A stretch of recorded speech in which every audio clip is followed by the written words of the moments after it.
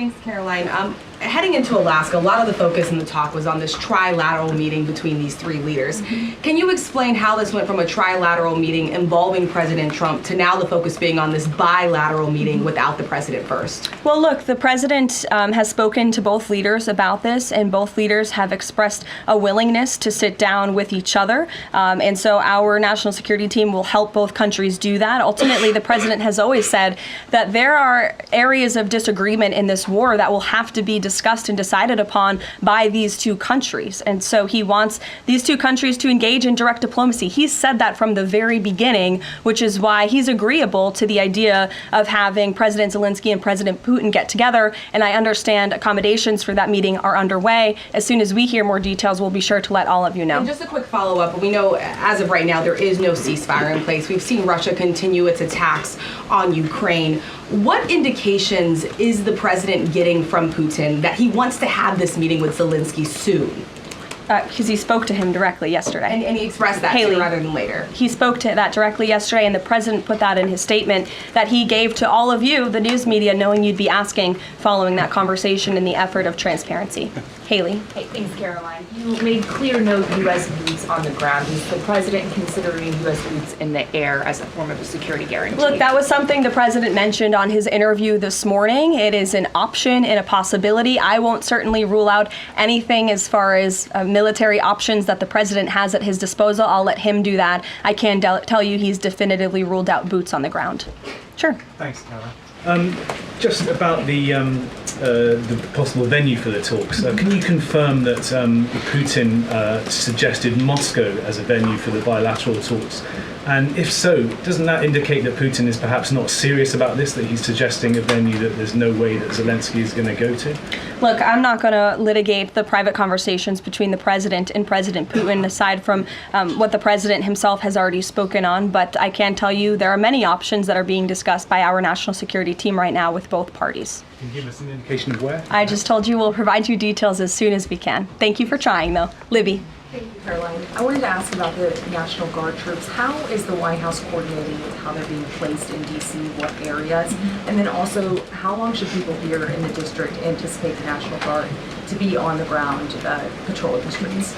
I don't have a timeline for you, Libby, but we will keep you posted on that. I think the president, as you know, and this administration, he came to this briefing room with members of his cabinet to lay out the rationale and the reasoning for federalizing the National Guard here in Washington, D.C., and for our work with the Metropolitan Police Department to make our district safer. We've seen violent crime has taken the lives of far too many residents here in our nation's capital, and the president wants to make it safe again. And as for the coordination efforts, this interagency team is meeting and talking daily. In fact, there's a meeting taking place right now in the West Wing with members of the interagency task force to continue to discuss not just the National Guard deployment, but also how we can continue to remove public safety threats off of the streets of Washington, which, as the numbers I just showed you prove, they are doing every single night. I will just reiterate, 465 total arrests and counting since the start of this operation. I believe 11 or 12 days ago, I'll have to check the calendar, but those are pretty remarkable results. If not for this task force and their high level of coordination and the leadership of this president, there would have been 465 more violent criminals on the streets of this capital that you all live in every day. So I think we should all be very grateful for that. Stephen. Thank you, Caroline. 3 questions about the D.C. crackdown. Sure. First, I was wondering if you could clarify something President Trump said. He mentioned getting rid of the slums where criminals live. Was he talking about tents or permanent residential buildings? And then the mayor has expressed an interest in clarifying how much of a focus illegal immigration enforcement is as part of this crackdown. Can you say anything about that? Sure. And third, any preview on the beautification? 3 questions. I'll try to answer all 3 of them pointedly for you. First, when it comes to what you said, and the president said, the slums of Washington, D.C., he's referring to the most dangerous communities, neighborhoods, and streets in this city where, unfortunately, violence has ravaged these communities and taken the lives of, again, far too many law-abiding D.C. residents. We know on July 5th of this year, just more than a month ago, a 3-year-old beautiful young girl was shot and killed in her car with her family family in one of these communities, which is why there has been a surge, despite what many of you have been falsely reporting. And I believe it was the Washington Post who put out a map claiming it to be fact-based when it was just based on, I don't know, accounts that they've heard on the street, not actual statistics and data. So we went and reconfigured the numbers. And as I said, nearly half of all the non-illegal alien-related arrests have occurred in wards 7 and 8 in the District of Columbia, where we know, excuse me, there's the highest rate of crime. So we'll continue to do that. And what was your second question, Stephen? Legal immigration, how much of a focus that is? Yeah, look, I mean, the focus is to make D.C. safe and beautiful and to remove public safety threats and violent criminals from our streets. If federal law enforcement, with the help of the Metropolitan Police Department, come across illegal aliens, of course, we are going to abide by this administration's policy of law and order, and we are going to remove illegal criminals from our nation's capital. They will be detained and deported, just like they are in every other community across the country. Kristen. First question is, whose idea was it to change the next steps from a trilateral to a bilateral meeting? It was an idea that evolved in the course of the president's conversations with both President Putin, President Zelenskyy, and the European leaders yesterday. And as you saw, Kristen, with all of those European leaders leaving the White House, including the NATO Secretary General, they all agreed that this is a great first step. And it's a good thing that these two leaders are going to be sitting down together, and the president expects that to happen. And how long is Trump willing to wait and operate in good faith for Putin to actually arrange a meeting before he intervenes? Look, the president has put tremendous public pressure to bring this war to a close. He's taken actions, as you've seen, sanctions on India and other actions as well. He's made himself very clear that he wants to see this war end, and he has scoffed at the ideas of others that have been raised that we should wait another month before any meeting takes place. The president wants to move, and he wants to bring this war to an end as quickly as possible. Just a clarification on something you said earlier about Putin agreeing to the meeting. The Kremlin seemed to indicate that Putin did not firmly agree to a bilateral.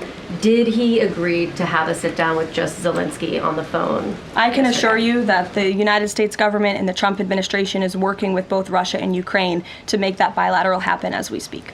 Sean. Hey, if the point is to get everybody on the same page, why wouldn't Trump just take the call from Putin while the other leaders were in the room? He said it would be disrespectful to do that. But why is it disrespectful?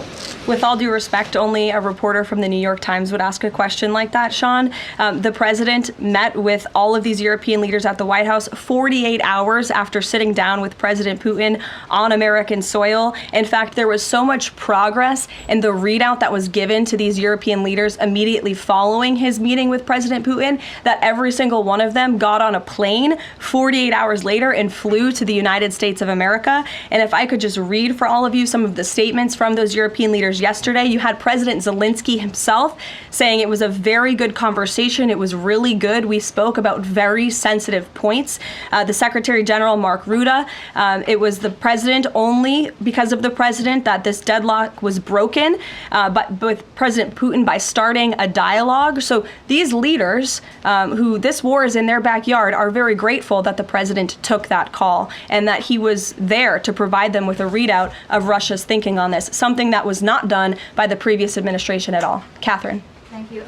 Is the White House looking at Budapest as a possible location? I'm not going to confirm or deny locations. We'll provide you with details as soon as we can. Just following up on Kristen's question, I understand that the White House is working and allies are working to make this meeting happen, but did Putin promise to do a meeting with Zelenskyy, a direct meeting, in the coming weeks? He has, and I just answered that question for you. Franco. Thanks. I just want to clarify. So you are saying that President Trump is considering U.S. pilots and U.S. aircraft potentially supporting European or Ukrainian forces? The president spoke to that himself this morning when he called into Fox and Friends, and I would defer you to his answer. You can read it directly yourself. In addition, can I ask, no boots on the ground, Steve Witkoff's talking about Article 5-like security guarantees. Can you talk about what other Article 5-like security guarantees that are being considered if it's not boots on the ground? These are very sensitive diplomatic discussions that are currently taking place literally as we speak. So I will leave it to the national security team, and I'll leave it to the president to have those private discussions with these leaders as we try to bring this war to an end. And can I ask one Mary more? Margaret, go ahead. Thanks, Caroline. 2 questions, if that's okay. So on these meetings, I know you said that the trilateral will take place if necessary. Do you think that we might not need the trilateral and that Zelensky and Putin might come to this conclusion on their own? And then as a follow-up, I know the president said on Fox News this morning that he's partially seeking peace in order to get to heaven. Was he joking, or is there spiritual motivation behind his peace deals here? I think the president was serious. I think the president wants to get to heaven, as I hope we all do in this room as well.